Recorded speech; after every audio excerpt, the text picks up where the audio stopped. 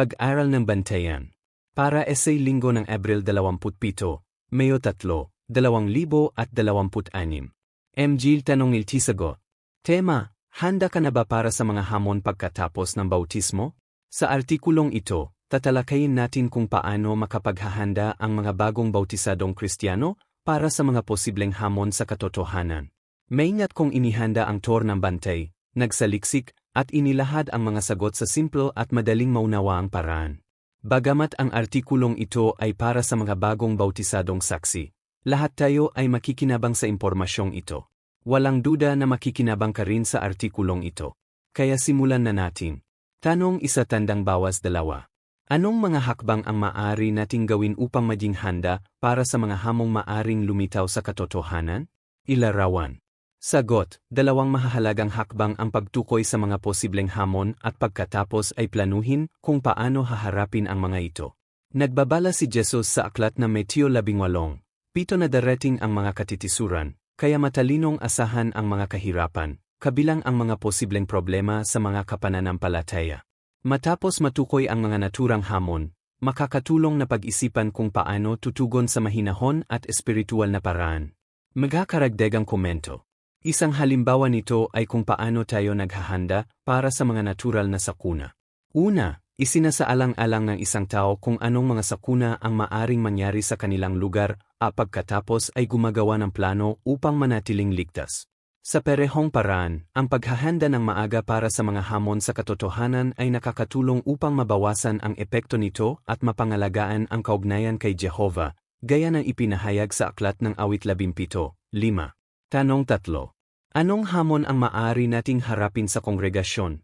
Sagot, ang isang hamon na maaring lumitaw sa kongregasyon ay ang masaktan na mga salita o kilos ng isang kapananampalataya. Kahit na mayroong tunay na pag-ibig sa gitna ng bayan ni Jehovah, lahat tayo ay hindi pa rin perpekto. Magkakaragdagang komento. Halimbawa, ang isang tao ay maaring magsalita ng malupit o magsabi ng mga negatibong bagay tungkol sa iba, na maaring hindi inaasahan at nakapanghihina ng loob.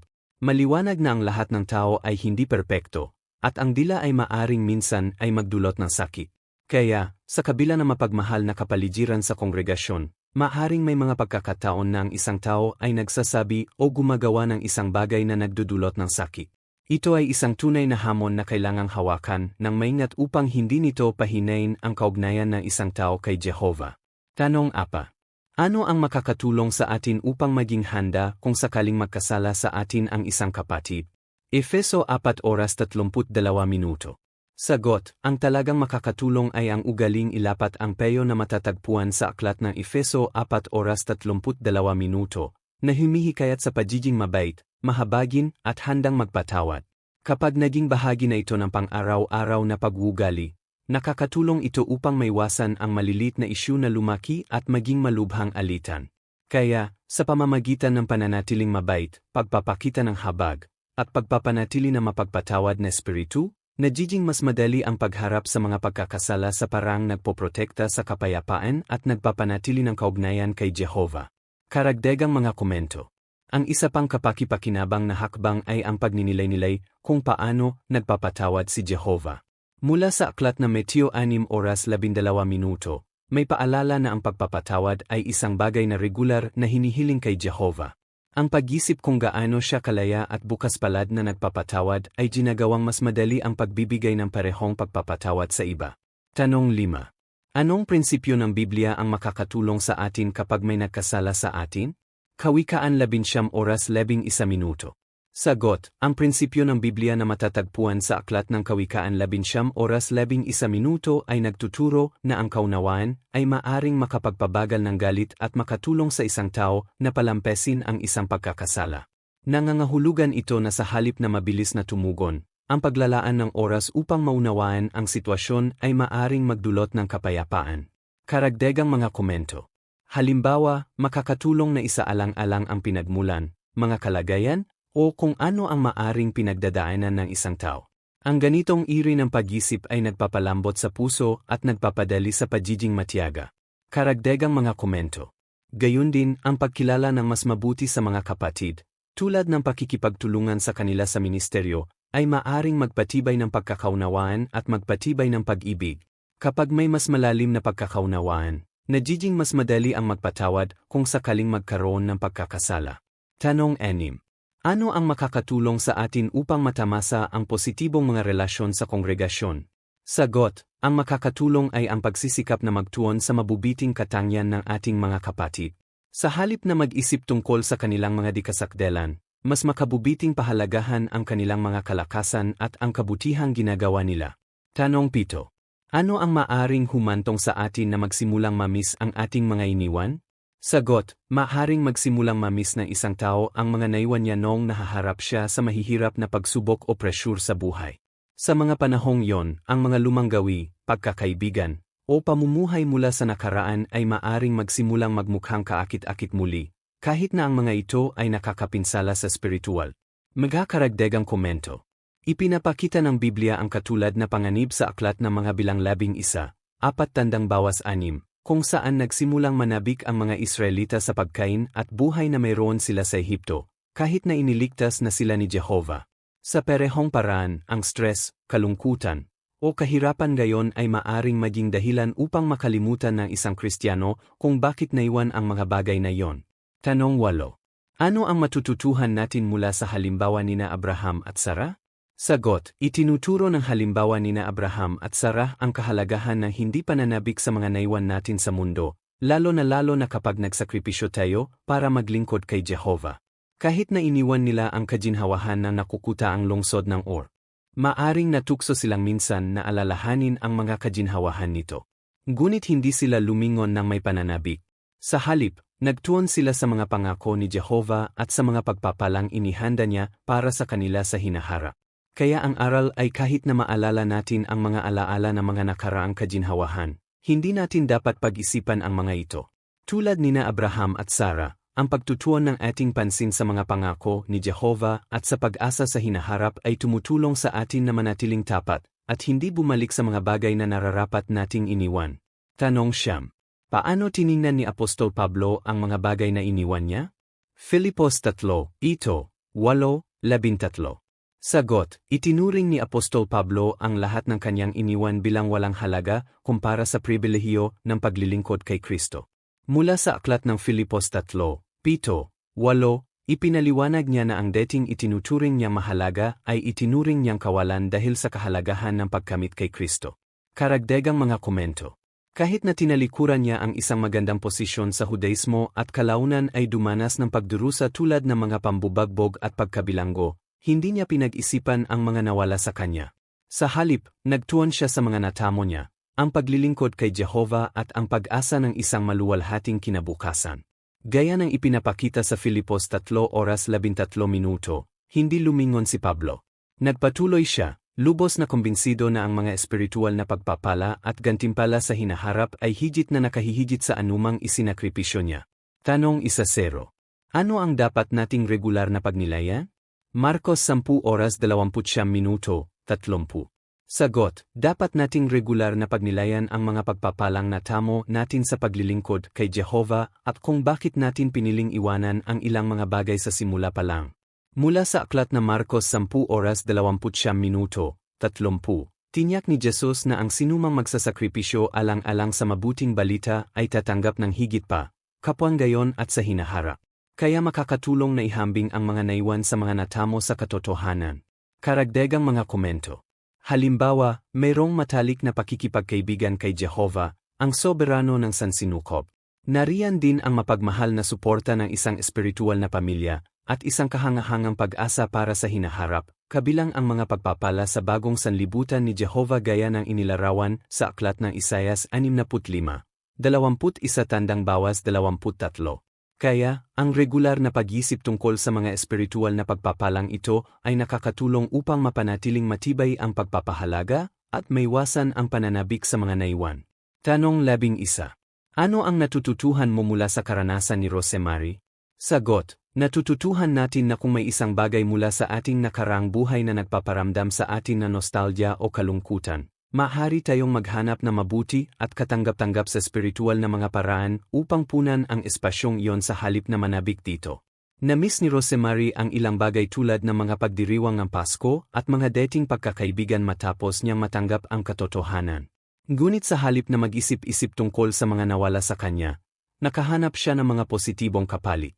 Jumawa siya ng espesyal na oras upang ipakita ang pagmamahal sa kanyang pamilya sa parang na ayon sa kanyang konsensyang sinanay sa Biblia. At bumuo rin siya ng mga bagong pagkakaibigan sa pamamagitan ng paggugol ng oras sa ministeryo kasama ang mga kapatid na babae sa kongregasyon. Tanong 12. Anong hamon sa kongregasyon ang maaring maging lalong mahirap? Sagot, isang partikular na mahirap na hamon ay kapag may malubhang pagkakasala sa kongregasyon. Lalo na kung ang isang taong iginagalang o malapit sa atin ay naalis sa kongregasyon. Kahit na ang kongregasyon ay isang espiritual at moral na kanlungan, ito ay binubuo pa rin ng mga disakdal na tao. Kaya, nakalulungkot, ang ilan ay maaring makadawa ng malulubhang kasalanan at maalis. Karagdagang mga komento. Maaari itong maging lalong masakit kapag ito ay may kinalaman sa isang taong pinagkakatiwalaan o hinahanggaan natin, tulad ng isang may gulang na kapatid o elder. Maaari pa nga itong magdulot ng pagkabigla o panghihina ng loob, tulad ng sa kaso ni Samar na nabanggit sa talata. Kaya, ang hamon ay hindi lamang ang pakikinig tungkol sa pagkakasala, kundi pati na rin ang pagharap sa emosyonal na epekto kapag ito ay may kinalaman sa isang taong pinaniniwalaan nating malakas sa spiritual. Tanong 13. Paano natin mapapatibay ang ating sarili ngayon upang kung sakaling may isang taong malapit sa atin na umalis kay Jehovah, hindi tayo matisod? Sagot, mapapalakas natin ang ating sarili ngayon sa pamamagitan ng pagbuo ng isang matibay na personal na relasyon kay Jehovah. Mula sa Aklat ng Santiago 4:8, hinihikayat tayong lumapit sa Diyos at lalapit siya sa atin. Nangangahulugan ito na ang ating pananampalataya ay hindi dapat umasa sa mga kilos o katapatan ng iba. Karagdagang mga komento. Mahalaga ring bumuo ng isang matibay na personal na espiritual na rutina, tulad ng regular na pananalangin at pagbabasa ng Biblia. Gaya ng ipinapakita sa Aklat ng Awit 1:2, ang mga regular na nagbubulay-bulay sa kautusan ni Jehovah ay napapatibay sa spiritual. Kaya, kahit na maaari tayong sumamba ng sama-sama kasama ang pamilya at ang kongregasyon, ang pagkakaroon na matibay na personal na ugnayan kay Jehovah ay makakatulong sa atin na manatiling matatag at hindi matitinag kung sakaling may isang taong malapit sa atin na umalis sa katotohanan. Tanong 14 na. Ano ang matututuhan natin mula sa halimbawa ni Apostol Pedro? Juan 6:66. Sagot, natutuhan natin na mahalagang huwag matisod sa mga kilos ng iba, kundi manatiling nakatutok sa katotohanang natanggap natin mula kay Jehovah. Mula sa Aklat ng Juan 6:66, nang maraming disipulo ang tumigil sa pagsunod kay Jesus, hindi hinayaan ni Pedro na pahinay ng kanilang mga kilos ang kanyang pananampalataya. Sa halip, nagtuon siya sa mga ni Jesus mga salita ng buhay na walang hanggan at nanatiling tapa. Sa katulad na paraan gayon, ang mga kilos ng mga individual ay hindi dapat maging dahilan upang pagdudahan natin ang katotohanan o ang organisasyon ni Jehovah. Ang pagkakamali ng isang tao ay hindi kumakatawan sa buong kongregasyon o sa mga katangian ni Jehovah.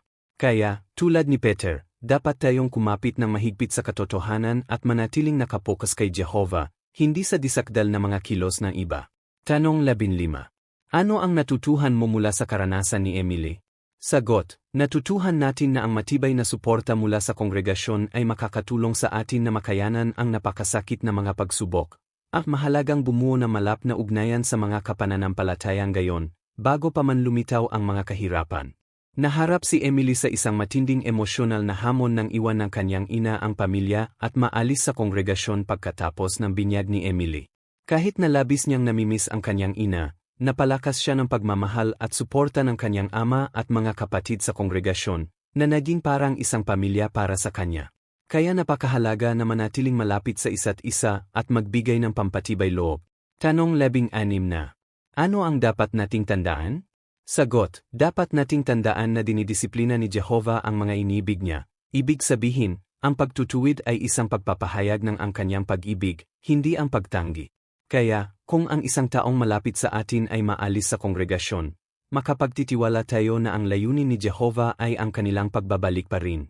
Ang mga elder ay patuloy ding magpapakita ng pagtitis at gagamitin ang kasulatan, gaya ng hinihikayat sa Aklat ng 2 Timoteo 2:24, 25, upang tulungan ang taong umaasang makabalik kay Jehovah. Tanong 17. Ano ang ating matityak? Sagot, makatitiyak tayo na lagi tayong tutulungan at palalakasin ni Jehovah anuman ang mga hamon na ating kakaharapin pagkatapos ng bautismo.